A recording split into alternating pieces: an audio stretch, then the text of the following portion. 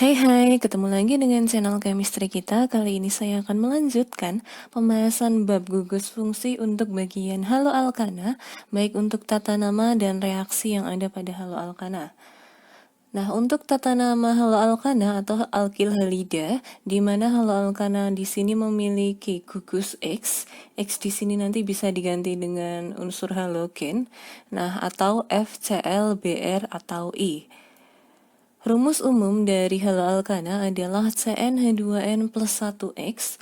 Untuk nama lazim atau nama trivialnya, sebutkan nama alkilnya kemudian diikuti halidanya. Sedangkan untuk nama iupaknya, nomor halo, nama halo, dan nama rantai utama atau alkananya. Untuk haloalkana dalam penamaannya, prioritas penomoran itu adalah F yang lebih diprioritaskan, diikuti Cl, diikuti Br, baru I. Tetapi untuk penamaannya tetap kita urutkan sesuai abjadnya. Sebagai contoh, di sini ada CH3, CH2Br, kita akan tentukan nama lazim dan nama iupaknya.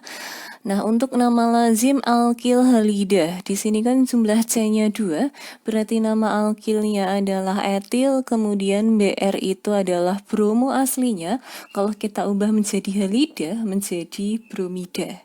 Sedangkan nama iupaknya aslinya kalau masih sederhana, kita cukup sebutkan haloalkana saja.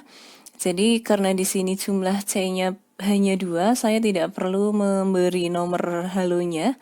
Jadi rantai utamanya yang ini. Nah, ini kan. Nah, saya tidak perlu menentukan nomor dari BR-nya ini karena jumlah C-nya 2. Jadi kita akan mulai menentukan nomor halonya atau nomor FCL BRI-nya ketika jumlah C-nya minimal 3. Nah, di sini halo atau BR-nya namanya adalah bromo, kemudian karena jumlah C-nya 2, nama alkananya adalah etana. Kemudian soal berikutnya, di sini CH3, CH2, CH2, CH2, Cl.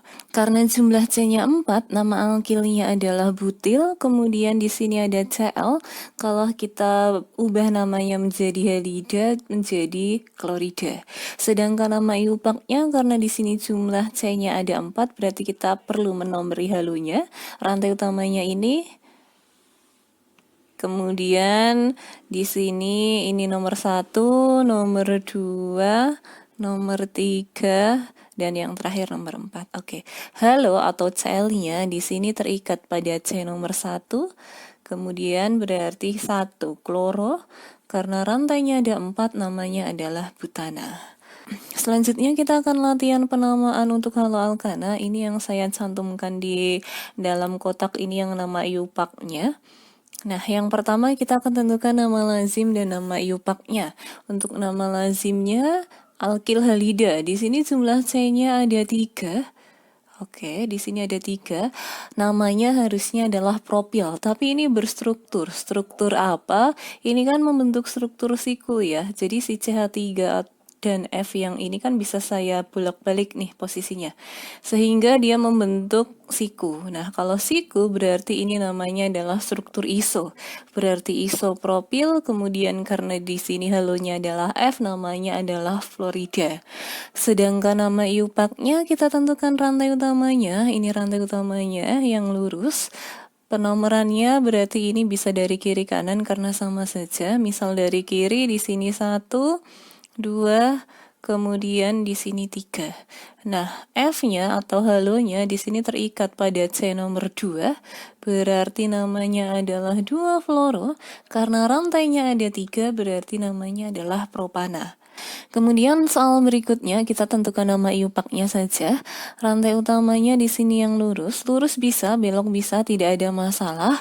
Kemudian penomoran, di sini kan ada 2 jenis cabang ya, cabang halo dan cabang alkil. Yang lebih prioritas adalah halonya, sehingga penomorannya dari kanan. 1, 2, 3, kemudian 4. Nah, di nomor 2 ada cabang Cl, artinya adalah kloro.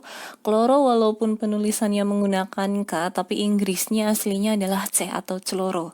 Sedangkan ini untuk alkil jumlah C-nya 1 metil, berarti kloro atau cloro dengan metil secara abjad duluan si kloronya itu. Berarti saya sebutkan di nomor 2 ini berarti 2 kloro, kemudian diikuti cabang di nomor 3, yaitu 3 metil, kemudian karena rantainya ada 4, namanya adalah butana.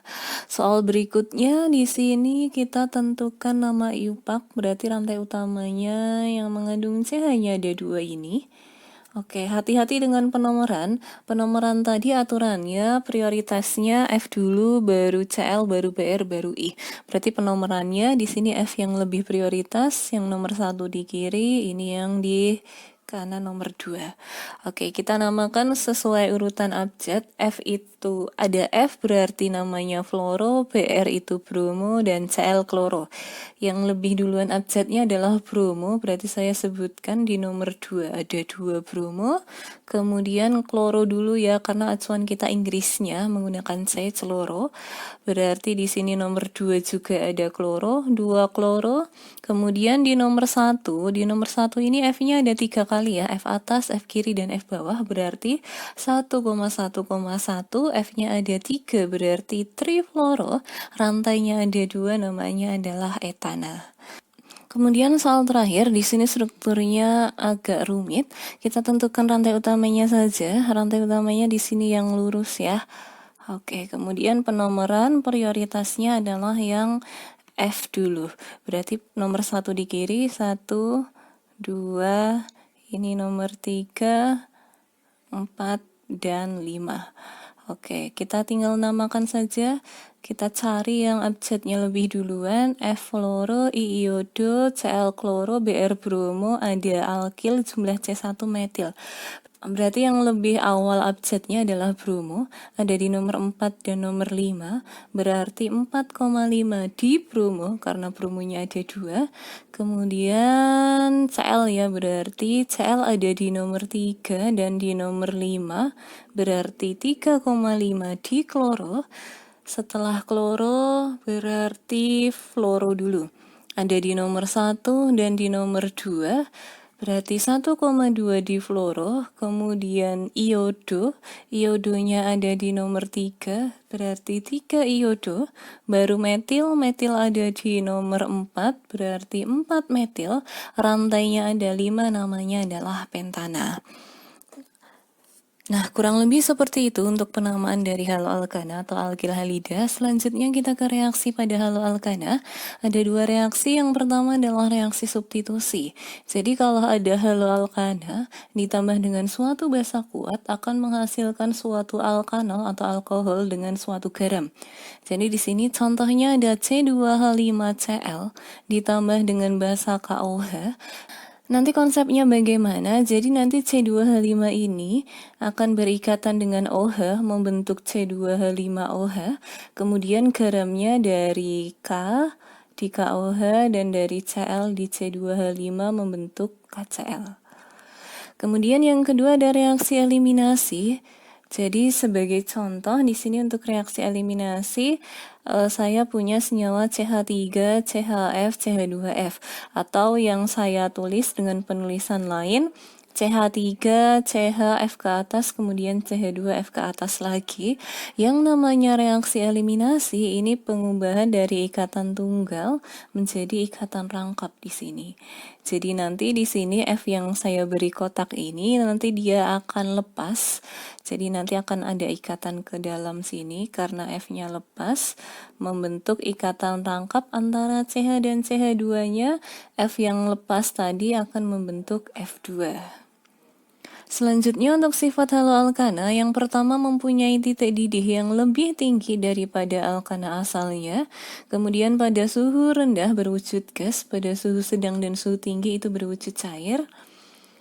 Dia sukar larut dalam air, tetapi mudah larut dalam suatu pelarut organik. Atom halogen yang terikat itu mudah disubstitusikan oleh atom atau gugus lainnya, makanya tadi ada reaksi substitusi. Sedangkan untuk kegunaan haloalkana ada beberapa.